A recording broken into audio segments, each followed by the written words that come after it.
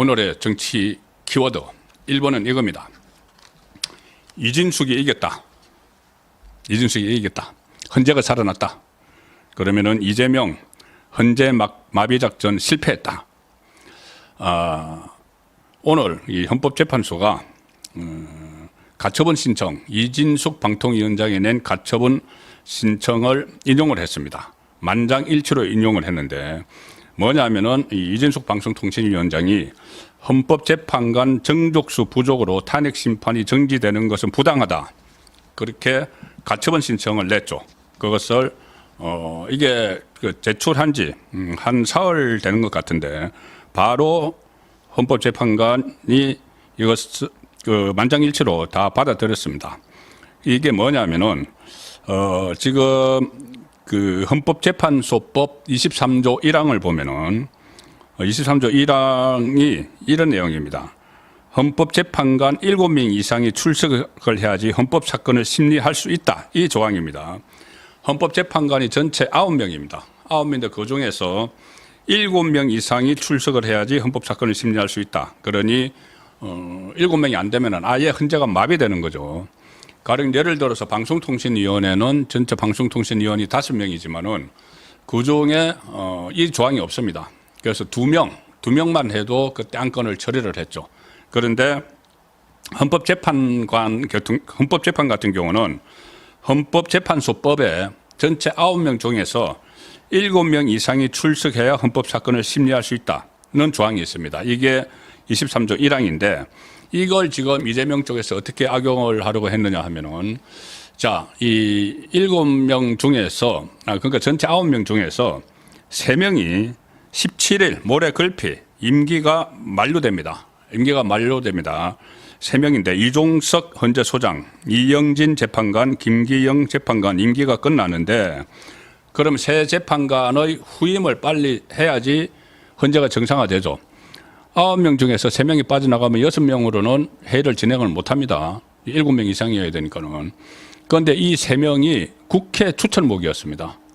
그러면 국회에서 또 3명을 빨리 추천을 해서 이 현재가 9명 정원을 만들어야 되는데 민주당이 이 그전에는 국회가 추천하는 3명을 여당 1명, 야당 1명, 1명은 여야 합의 이렇게 되어 있는데 야당이 2명을 하겠다. 뭐 이런 식으로 하면서 3명 다 추천을 지금 못하도록 하고 있는 겁니다. 3명 한꺼번에 추천을 해야 되는 거니까. 그래서 이것이 민주당이 속셈이 있는 것 아니냐. 뭐냐면은 헌재를 마비시키면은 지금 사법 위기에 빠져 있는 그 이재명이 국정을 마비시킬 수가 있습니다. 극단적으로 하면은. 왜 그러냐면은 지금 이진숙 방통위원장도 방통위원장 되자마자 그 탄핵안을 통과시켜서 직무가 정지돼 있죠. 직무가 정지돼 있는 상황인데 만약에 이 민주당이 이 마음만 먹으면은 장관들을 일제히 탄핵을 해서 저번에 이상민 행안부 장관 탄핵을 해서 직무를 정지시켰던 것처럼 일제히 다 탄핵을 하면은 그러면은 장관들의 이 직무가 정지가 되죠. 직무를 할 수가 없죠. 그래서 헌재 결정이 나야지 헌재에서 기각 결정을 해줘야지 그때부터 직무에 복귀합니다. 그때 이상민 장관도 행안부 장관도 그렇게 했죠. 그런데 이거 극단적으로 이제 말씀드렸을 때 국정을 마비시키고자 하면은 민주당이 그 국무위원들을 장관들을 막 이 탄핵 수찬을 통과를 시켜버려서 직무를 정지시켜 버릴 수가 있는 거죠. 대통령도 마찬가지입니다. 대통령은 물론 3분의 2가 있어야 되니까 국민의힘에서 가령 8명이 이탈을 해서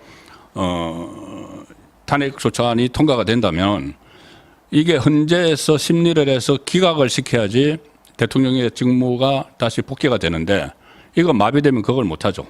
그래서 이게 헌재 기능 마비를 시키는 것 아니냐 이런 그 이야기가 그러니까 헌재 기능 마비를 시켜서 국정을 방해하려는 것 아닌가 그런 의구심이 생겼습니다. 그런데 이때 이진숙 방통위원장이 이 헌법 소원을 냈습니다.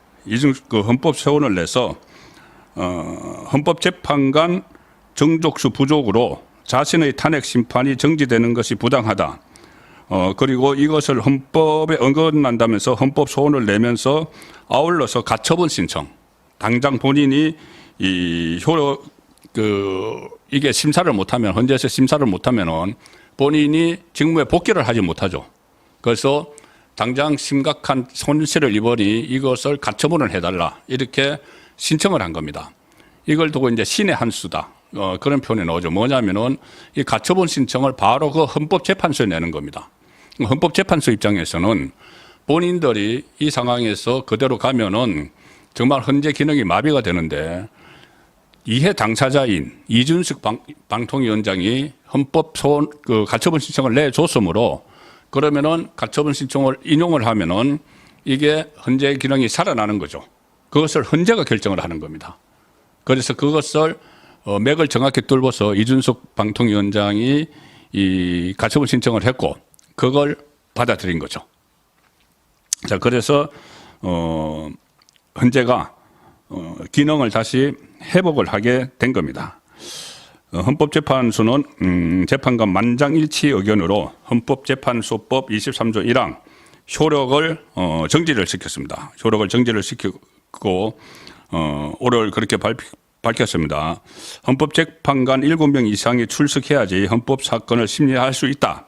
이 23조 1항 심판 정족수를 규정하는 조항인데 이게 위헌 요소가 있다고 해서 가처분을 받아들였기 때문에 이제 6명 지금 국회에서 추천하는 3명 모래 걸피 3명을 추천을 민주당이 안 하더라도 심리가 진행이 될 수가 있죠. 자, 그걸 정상화시킨 겁니다. 이 맥을 짚어서 가처분 신청을 한 거죠. 헌재가 이제 가처분 신청을 받아들였기 때문에 앞으로 이 문제뿐이 아니고 그 후임 재판관이 임명되지 않아도 재판관 6명만으로 3명이 민주당이 목례를 벌어서 추천하지 않아도 6명만으로 각종 헌법 사건을 심리하고 결정할 수 있게 된 셈이죠. 그래서 재판관 6명 전원이 동의하면은 또 법률의 위헌이나 탄핵 여부도 다 결정하는 것이 가능해졌습니다. 그래서 이 민주당 입장에서는 헌재 마비 카드를 가지고 또 위협을 하고 이것을 가지고 어떻게 활용을 할지 또 일종의 꼼수를 준비를 하고 있었는데 이 신의 한 수나 다름없게 된 거죠. 이준석 방통위원장이 나는 일하고 싶다. 국회에 가서 그런 말을 한 다음에 이 가처분 신청을 냈기 때문에 헌법소원과 동시에 가처분 신청을 냈기 때문에 이 가처분 신청이 받아들여지면서 이준석 방통위원장은 본인이 당사자이기 때문에 본인이 직무가 정지가 됐는데 헌재가 기능을 못하면은 계속 직무 정지가 돼서 가는 거죠. 당사자이기 때문에 이것을 낼 생각을 했고 그것이 받아들여져서 헌재의 기능 마비를 막았다. 자, 그런 결론이 오늘 나왔습니다. 그리고 이것은 헌재 입장에서도 어떻게 보면은 정말 고마운 일이죠. 헌재 기능이 마비됐는데 본인들에게 이것을 마비가 안 되도록 할 수 있는 그런 절차를 신청을 해줬기 때문에 헌재로서는 만장일치로 이것을 인용을 해서 가처분 신청을 인용을 해서 헌재 마비를 벗어나는 그러니까 이 계속 민주당이 다수당의 이 힘으로 이런저런 조치들을 막 취하고 탄핵도 하고 탄핵해서 직무정지시키고 검사 탄핵한다고 해서 청문회도 하고 하지만 이게 대응하는 방법이 찾아보면은 상당히 여러 가지가 있죠. 다양하게 있는데 그 중에 하나를 지금 이진숙 방통위원장이 찾아내서 이거를 성공시킨 케이스가 됐습니다. 자, 그래서 오늘의 정치 키워드 첫 번째는 이진숙이 이겼다. 헌재가 살아났다.